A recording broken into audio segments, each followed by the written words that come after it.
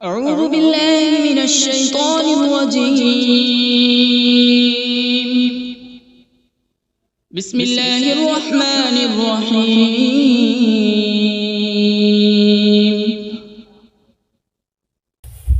اللہ کے نام سے شروع جو نہایت مہربان رحمت والا ہے۔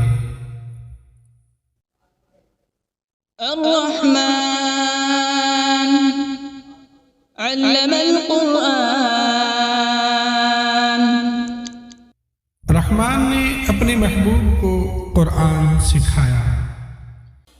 تفسیر میں ہے کہ حضور صلی اللہ تعالی علیہ وآلہ وسلم کے پاس قرآن پاک بظاہر حضرت جبرائیل علیہ السلام کے ذریعے آیا، لیکن در حقیقت اللہ تعالی نے اپنے محبوب صلی اللہ تعالی علیہ وآلہ وسلم کو سارا قرآن سکھایا ہے۔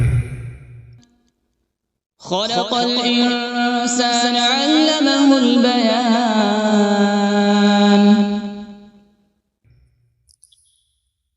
انسان کو پیدا کیا اور پھر اسے بیان سکھایا۔ یہاں انسان سے مراد حضور صلی اللہ تعالی علیہ وآلہ وسلم ہے، اور اگلی آیت میں بیان سے ما کان وما یکون، یعنی جو کچھ ہو چکا اور جو کچھ آئندہ ہوگا اس کا بیان مراد ہے۔ یعنی جو کچھ ہو چکا اور جو کچھ آئندہ ہونے والا ہے، اللہ پاک نے اپنے محبوب صلی اللہ تعالی علیہ وآلہ وسلم کو سارا بیان سکھایا۔ آگے فرماتے ہیں یا پھر انسان سے مراد حضرت آدم علیہ نبینا علیہ السلام ہے، اور بیان سے مراد تمام چیزوں کے نام اور تمام زبانوں یعنی لینگویجز کا بیان ہے۔ یا پھر یہاں انسان سے مراد جن سے انسان ہے، اور بیان سے مراد جو آپس میں بات کرنے گفتگو کرنے کی صلاحیت ہے وہ ہے کہ اس کی بات کرنے کی وجہ سے انسان دیگر حیوانوں سے ممتاز ہوا۔ الشمس والقمر بحسبان. سورج اور چاند حساب سے ہے، یعنی سورج اور چاند یہ اپنے حساب میں چلتے ہیں، جو اللہ پاک نے ان کا نظام بنا دیا، اسی نظام سے یہ چل رہے ہیں۔ والنجم والشجر يسجدان.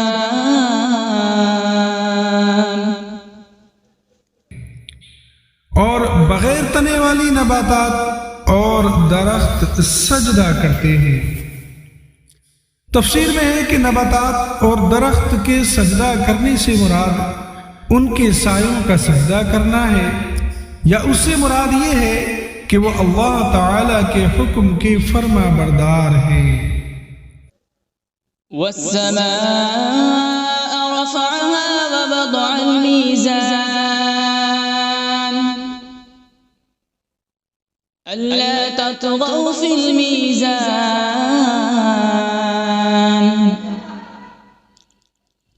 وأقيموا الوزن بالقسط ولا تخسروا الميزان. اور آسمان کو اللہ پاک نے بلند کیا اور ترازو رکھی تاکہ تولنے میں نا انصافی نہ کرو، اور انصاف کے ساتھ تول قائم کرو اور وزن نہ گھٹاؤ۔ اس کی تفسیر میں آتا ہے کہ ناپ تول کے معاملات میں عدل اور انصاف اور برابری کی تعلیم اسلام کی شاندار تعلیمات میں سے ہے۔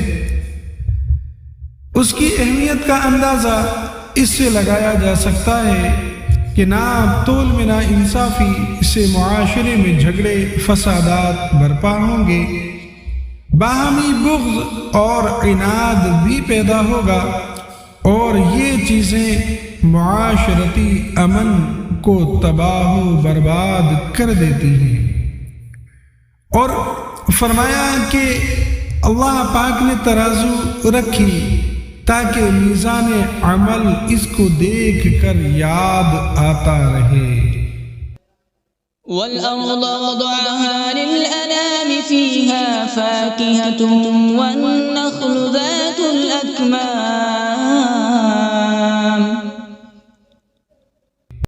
اور اس نے مخلوق کے لیے زمین رکھی، اس میں پھل، میوے اور غلاف والی کھجوریں ہیں۔ وَالْحَبُّ ذُو الْعَصْفِ وَالرَّيْحَانُ فَبِأَيِّ آلَاءِ رَبِّكُمَا تُكَذِّبَانِ، اور بھوسے والا اناج اور خوشبودار پھول ہیں۔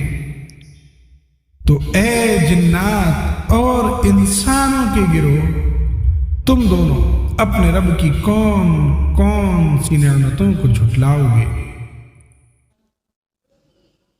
خلق الانسان من صلصال كالفخار، اس نے انسان کو ٹھیکری جیسی بجنے والی سوکھی مٹی سے پیدا فرمایا۔ تفسیر میں ہے کہ یہاں انسان سے مراد حضرت سیدنا آدم علیہ نبینا علیہ الصلاۃ والسلام ہے، اور اس آیت میں اللہ تعالی نے آپ علیہ الصلاۃ والسلام کی پیدائش کی کیفیت کا ایک انداز بیان فرمایا۔ وخلق الجان من مارج من نار، اور اس نے جن کو بغیر دھوئیں والی آگ کے خالص شعلے سے پیدا کیا، یعنی ایسے آگ کے شعلے سے پیدا کیا جس میں دھواں نہیں۔ فَبِأَيِّ آلَاءِ رَبِّكُمَا تُكَذِّبَانِ، تو اے جنات و انسان، تم دونوں اپنے رب کی کون کون سی نعمتوں کو جھٹلاؤ گے؟ رب المشرقین ورب المغربین، وہ دونوں مشرقوں کا رب ہے اور دونوں مغربوں کا رب ہے۔ تفسیر میں آتا ہے کہ دونوں مشرق اور دونوں مغرب، یعنی دونوں پورب اور دونوں پچھم، اس سے مراد یہ ہے کہ گرمیوں میں الگ سمت سے سورج نکلتا اور الگ سمت میں سورج چھپتا ہے، اسی طرح سردیوں میں کچھ سمت الگ ہو جاتی ہے چھپنے کی اور اس کے نکلنے کی۔ تو سورج کے طلوع ہونے اور غروب ہونے کے دونوں مقام مراد ہیں۔ فَبِأَيِّ آلَاءِ رَبِّكُمَا تُكَذِّبَانِ، تو تم دونوں اپنے رب کی کون کون سی نعمتوں کو جھٹلاؤ گے؟ مرج البحرین یلتقیان، اس نے دو سمندر بہائے کہ دونوں ملے ہوئے لگتے ہیں۔ تفسیر میں ہے کہ ان سے مراد میٹھے اور کھاری دو سمندر ہیں جنہیں ایسے بہایا گیا ہے کہ دیکھنے میں ان کی سطح آپس میں ملی ہوئی لگتی ہے، یعنی بالکل ایک جیسی لگتی ہے، کیونکہ ان کے درمیان ان کے بیچ میں فاصلہ کرنے کے لیے کوئی بھی ظاہری طور پر چیز نظر نہیں آتی۔ بینہما برزخ لا یبغیان، ان کے درمیان ایک آڑ ہے کہ وہ ایک دوسرے کی طرف بڑھ نہیں سکتے۔ تفسیر میں ہے کہ اللہ تعالیٰ کی قدرت سے ان کے درمیان ایک آڑ ہے جس کی وجہ سے وہ ایک دوسرے کی طرف بڑھ نہیں سکتے، بلکہ ہر ایک اپنی حد پر رہتا ہے اور دونوں میں سے کسی کا بھی ذائقہ مزہ تبدیل نہیں ہوتا۔ فبأي آلاء ربكما تكذبان؟ تو تم دونوں اپنے رب کی کون کون سی نعمتوں کو جھٹلاؤ گے؟ يخرج منهما اللؤلؤ والمرجان فبأي آلاء ربكما تكذبان؟ ان سمندروں سے موتی اور مرجان نکلتا ہے۔ تو اے جنات و انسان، تم دونوں اپنے رب کی کون کون سی نعمتوں کو جھٹلاؤ گے؟ وَلَهُ الْجَوَارِ الْمُنشَآتُ فِي الْبَحْرِ كَالْأَعْلَامِ، اور دریا میں پہاڑوں جیسی اٹھتی ہوئی کشتیاں یہ اسی کی ہیں۔ تفسیر میں ہے کہ اس سے مراد یہ ہے کہ جن چیزوں سے وہ کشتیاں بنائی گئی وہ بھی اللہ تبارک و تعالی نے پیدا کی، اور ان چیزوں کو آپس میں جوڑنے، کشتی بنانے اور کاریگری کرنے کی عقل بھی اللہ تبارک و تعالی نے ہی پیدا کی، اور دریاؤں میں ان کشتیوں کا چلنا اور تیرنا یہ سب اللہ پاک کی قدرت سے ہے۔ فَبِأَيِّ آلَاءِ رَبِّكُمَا تُكَذِّبَانِ؟ تو تم دونوں اپنے رب کی کون کون سی نعمتوں کو جھٹلاؤ گے؟ كُلُّ مَنْ عَلَيْهَا فَانٍ وَيَبْقَى وَجْهُ رَبِّكَ ذُو الْجَلَالِ وَالْإِكْرَامِ فَبِأَيِّ آلَاءِ رَبِّكُمَا تُكَذِّبَانِ؟ زمین پر جتنی مخلوق ہے یہ سب فنا ہونے والی ہے، اور تمہارے رب کی عظمت اور بزرگی والی ذات یہ باقی رہے گی۔ تو اے جنات اور انسان، تم دونوں اپنے رب کی کون کون سی نعمتوں کو جھٹلاؤ گے؟ يَسْأَلُهُ مَن فِي السَّمَاوَاتِ وَالْأَرْضِ كُلَّ يَوْمٍ هُوَ فِي شَأْنٍ فَبِأَيِّ آلَاءِ رَبِّكُمَا تُكَذِّبَانِ؟ آسمانوں اور زمین میں جتنے ہیں سب اسی کے سوالی ہیں، اور وہ ہر دن کسی کام میں ہے۔ تفسیر میں کہ اس آیت کا معنی یہ ہے کہ اللہ تعالی ہر وقت اپنی قدرت کے آثار ظاہر فرماتا ہے، کسی کو روزی دیتا ہے، کسی کو مارتا ہے اور کسی کو زندہ کرتا ہے، کسی کو عزت دیتا ہے اور کسی کو ذلت میں مبتلا کر دیتا ہے، کسی کو مالدار کرتا ہے اور کسی کو محتاج، کسی کے گناہ بخشتا ہے اور کسی کی تکلیف دور کرتا ہے۔ یاد رہے کہ اللہ تعالی کے لیے مصروف اور مشغول کا لفظ استعمال کرنا یہ جائز نہیں، یہ لفظ استعمال ہی نہیں کر سکتے کیونکہ اللہ تعالی ان اوصاف سے پاک ہے۔ تو اے جنات اور انسان کے گروہ، تم دونوں اپنے رب کی کون کون سی نعمتوں کو جھٹلاؤ گے؟ سَنَفْرُغُ لَكُمْ أَيُّهَ الثَّقَلَانِ؟ اے جنوں اور انسانوں کے گروہ، ابھی ہم تمہارے حساب کا قصد فرمائیں گے۔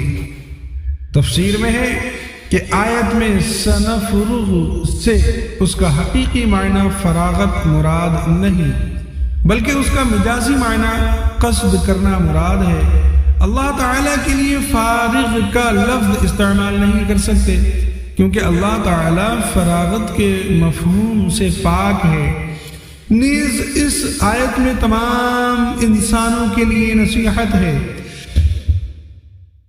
کہ وہ دنیا میں وہ جیسے چاہیں زندگی گزارے، لیکن مرنے کے بعد انہیں ہر حال میں اللہ تبارک و تعالیٰ کی بارگاہ میں پیش ہونا ہے، اور اللہ تبارک و تعالیٰ کی بارگاہ میں اپنے اعمال کا حساب دینا ہوگا، اور پھر جس طرح کے اعمال کیے ہوں گے اسی طرح کی جزا ملے گی۔ فبأي آلاء ربكما تكذبان؟ تو تم دونوں اپنے رب کی کون کون سی نعمتوں کو جھٹلاؤ گے؟ يا معشر الجن والإنس إن استطعتم أن تنفذوا من أقطار السماوات والأرض فانفذوا لا تنفذون إلا بسلطان۔ اے جنوں اور انسانوں کی گروہ، اگر تم سے ہو سکے کہ آسمانوں اور زمین کے کناروں سے نکل جاؤ تو نکل جاؤ، لیکن تم جہاں نکل کر جاؤ گے وہاں اسی کی سلطنت ہے۔ فبأي آلاء ربكما تكذبان؟ تو اے جنات اور انسان کی گروہ، تم دونوں اپنے رب کی کون کون سی نعمتوں کو جھٹلاؤ گے؟ يرسل عليكما شواظ من نار ونحاس فلا تنتصران۔ فبأي آلاء ربكما تكذبان؟ تم پر آگ کا بغیر دھوئیں والا خالص شعلہ اور بغیر شعلے والا خالص دھواں بھیجا جائے گا، تو تم ایک دوسرے کی مدد نہ کر سکو گے۔ تو اے جنات اور انسان کے گروہ، تم دونوں اپنے رب کی کون کون سی نعمتوں کو جھٹلاؤ گے؟ فإذا انشقت السماء فكانت وردة كالدهان۔ فبأي آلاء ربكما تكذبان؟ پھر جب آسمان پھٹ جائے گا تو گلاب کے پھول جیسا سرخ ہو جائے گا جیسے سرخ چمڑا۔ تو اے جنات و انسان، تم دونوں اپنے رب کی کون کون سی نعمتوں کو جھٹلاؤ گے؟ فيومئذ لا يسأل عن ذنبه إنس ولا جان۔ تو اس دن کسی آدمی اور جن سے اس کے گناہ کے متعلق نہیں پوچھا جائے گا۔ اس کی تفسیر میں ہے کہ قیامت میں جنوں اور انسانوں سے سوال ہوں گے۔ اس آیت میں جو سوال کی نفی ہے اس کی علماء نے متعدد تعویلات بیان کی ہیں، جن سے ایک یہ ہے کہ جب لوگ قبروں سے اٹھائے جائیں گے اور آسمان پھٹے گا تو اس دن فرشتے مجرموں سے دریافت نہیں کریں گے، مجرموں سے ان کے اعمال کے بارے میں نہیں پوچھیں گے، بلکہ ان کی صورتیں دیکھ کر ہی پہچان لیں گے۔ ان سے سوال دوسرے وقت میں ہوگا جب کہ لوگ حساب کے مقام پر جمع ہو جائیں گے۔ فبأي آلاء ربكما تكذبان؟ تو اے جنات و انسان، تم دونوں اپنے رب کی کون کون سی نعمتوں کو جھٹلاؤ گے؟ يعرف المجرمون بسيماهم فيؤخذ بالنواصي والأقدام۔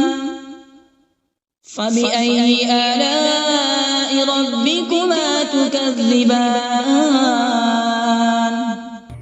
مجرم اپنے چہروں سے پہچانے جائیں گے تو انہیں پیشانی اور پاؤں سے پکڑا جائے گا، تو تم دونوں اپنے رب کی کون کون سی نعمتوں کو جھٹلاؤ گے؟ هذه جهنم التي يكذب بها المجرمون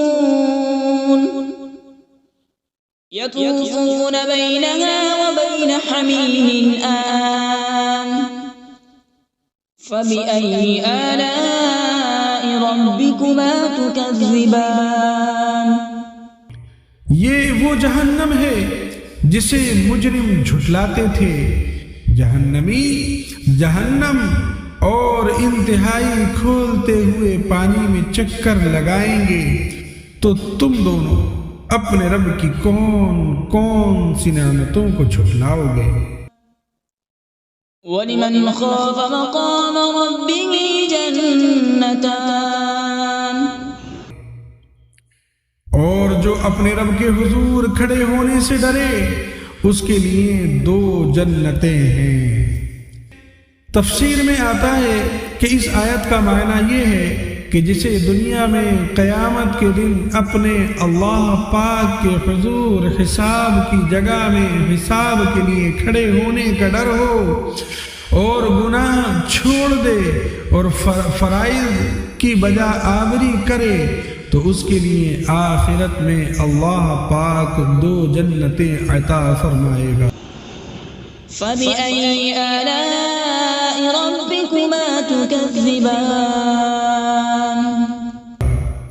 تو اے جنات اور انسان کے گروہ، تم دونوں اپنے رب کی کون کون سی نعمتوں کو جھٹلاؤ گے؟ ذَوَاتَا أَفْنَانٍ فَبِأَيِّ آلَاءِ رَبِّكُمَا تُكَذِّبَانِ۔ کہ وہ شاخوں والی ہیں، تو تم دونوں اپنے رب کی کون کون سی نعمتوں کو جھٹلاؤ گے؟ فِيهِمَا عَيْنَانِ تَجْرِيَانِ فَبِأَيِّ آلَاءِ رَبِّكُمَا تُكَذِّبَانِ۔ ان میں 2 چشمے بہہ رہے ہیں، تو تم دونوں اپنے رب کی کون کون سی نعمتوں کو جھٹلاؤ گے؟ فِيهِمَا مِن كُلِّ فَاكِهَةٍ زَوْجَانِ۔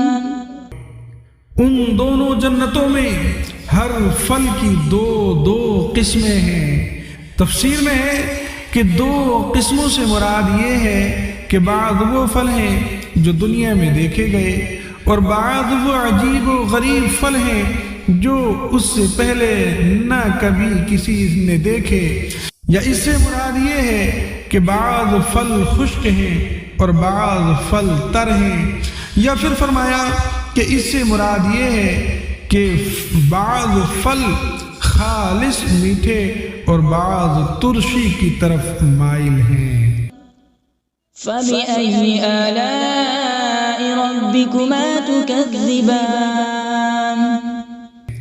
تو تم دونوں اپنے رب کی کون کون سی نعمتوں کو جھٹلاؤ گے؟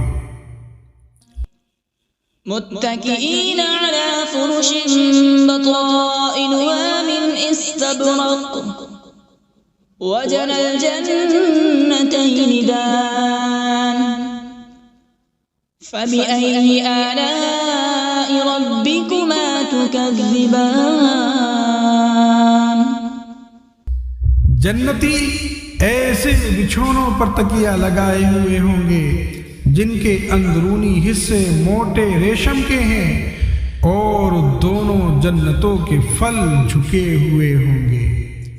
تفسیر میں ہے کہ یعنی ان دونوں جنتوں کا پھل اتنا قریب ہوگا کہ کھڑا بیٹھا اور لیٹا ہر شخص اسے چن لے گا، جبکہ دنیا کے پھلوں میں یہ خاصیت نہیں ہوتی۔ تو تم دونوں اپنے رب کی کون کون سی نعمتوں کو جھٹلاؤ گے؟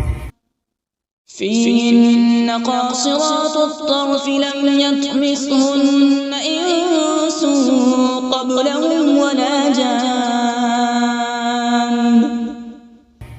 ان جنتوں میں وہ عورتیں ہیں کہ شوہر کے سوا کسی کو آنکھ اٹھا کر نہیں دیکھتی، جنہیں ان کے شوہروں سے پہلے نہ کسی آدمی نے چھوا اور نہ کسی جن نے۔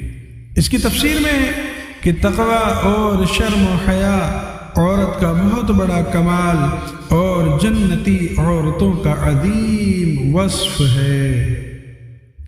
آگے فرمایا ان بیویوں سے مراد حور عین ہیں، کیونکہ وہ جنت میں پیدا کی گئی ہیں، اس لیے انہیں کسی نے نہیں چھوا ہوگا اور ان کے شوہر ہی انہیں چھوئیں گے۔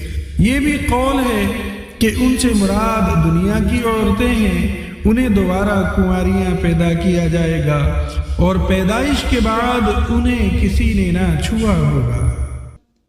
فَبِأَيِّ آلَاءِ رَبِّكُمَا تُكَذِّبَانِ.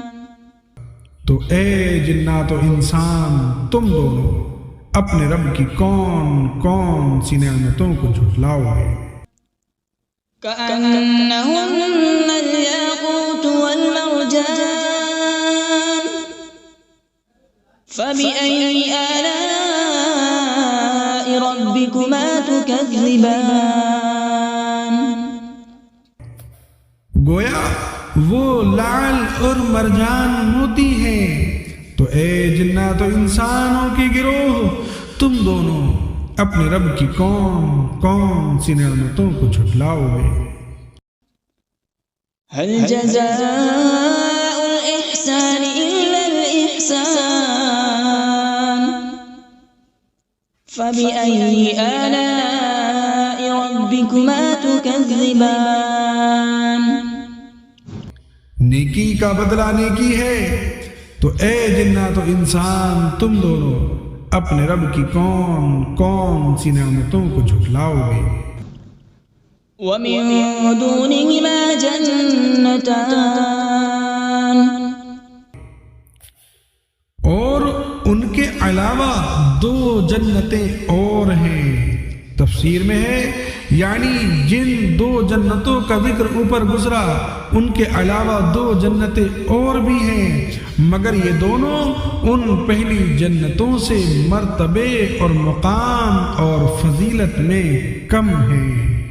فبأي آلاء ربكما تكذبان. تو اے جنات و انسان تم دونوں اپنے رب کی کون کون سی نعمتوں کو جھٹلاؤ گے؟ مدہامتان. وہ دونوں جنتیں نہایت سبز درختوں کی وجہ سے سیاہی کی جھلک دے رہی ہیں۔ یہ تفسیر میں ہے کہ سبز رنگ انتہائی خوشنما رنگ اور آنکھوں کے لیے بہت مفید ہے۔ حدیث پاک میں ہے کہ سبز رنگ کی طرف دیکھنے سے بصارت میں اضافہ ہوتا ہے۔ فبأي آلاء ربكما تكذبان. تو تم دونوں اپنے رب کی کون کون سی نعمتوں کو جھٹلاؤ گے؟ فيهما عينان نضاختان. فبأي آلاء ربكما تكذبان. ان میں دو چھلکتے ہوئے چشمے ہیں، تو تم دونوں اپنے رب کی کون کون سی نعمتوں کو جھٹلاؤ گے؟ فيهما فاكهة ونخل ورمان. فبأي آلاء ربكما تكذبان. ان جنتوں میں میوے اور کھجوریں اور انار ہیں۔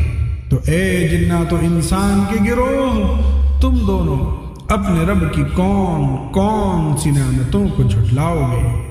فيهن خيرات حسان.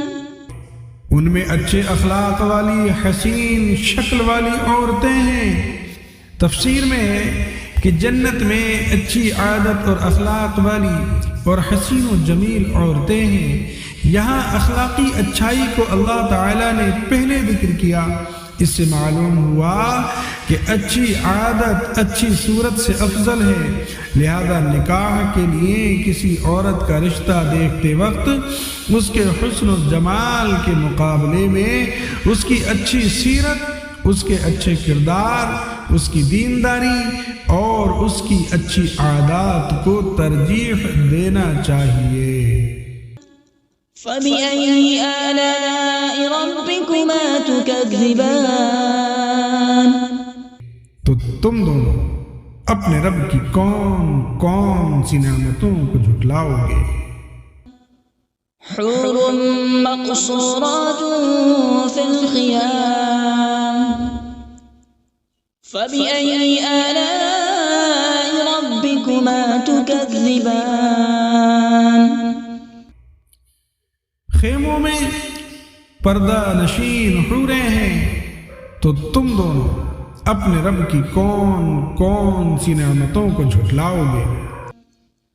لم يطمثهن انس قبلهم ولا جان، ان کے شوہروں سے پہلے انہیں نہ کسی آدمی نے چھوا اور نہ کسی جن نے۔ تفسیر میں ہے یعنی جیسے ان سابقہ دو جنتوں کی حوریں اپنے جنتی شوہروں کے علاوہ جن اور انسانوں کے چھونے سے محفوظ تھیں، ایسے ہی اب مذکورہ دونوں جنتوں کی بھی حوریں انسان اور جنات کے چھونے سے محفوظ ہیں۔ فَبِأَيِّ آلَاءِ رَبِّكُمَا تُكَذِّبَانِ، تو تم دونوں اپنے رب کی کون کون سی نعمتوں کو جھٹلاؤ گے؟ متكئين على رفرف خضر وعبقري حسان، جنتی سبز قالینوں اور انتہائی خوبصورت بچھونوں پر تکیہ لگائے ہوئے ہوں گے۔ تفسیر میں آتا ہے کہ اللہ تعالیٰ کے حضور کھڑے ہونے سے ڈرنے والوں کو جو دو جنتیں عطا ہوں گی، ان کے جنتی بچھونوں کا ظاہری حال بیان نہیں کیا گیا، کیونکہ ان کے بچھونوں کی شان بہت بلند ہے اور ان کا ظاہری حال عقل اور فہم کے ادراک سے باہر ہے، یعنی یہ سمجھ سے باہر ہے، جبکہ دوسری دو جنتوں میں اہل جنت کو عطا ہونے والے بچھونوں کا ظاہری حال یہاں بیان کر دیا گیا۔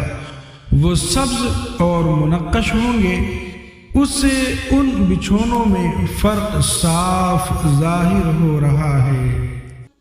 فَبِأَيِّ آلَاءِ رَبِّكُمَا تُكَذِّبَانِ، تو تم دونوں اپنے رب کی کون کون سی نعمتوں کو جھٹلاؤ گے؟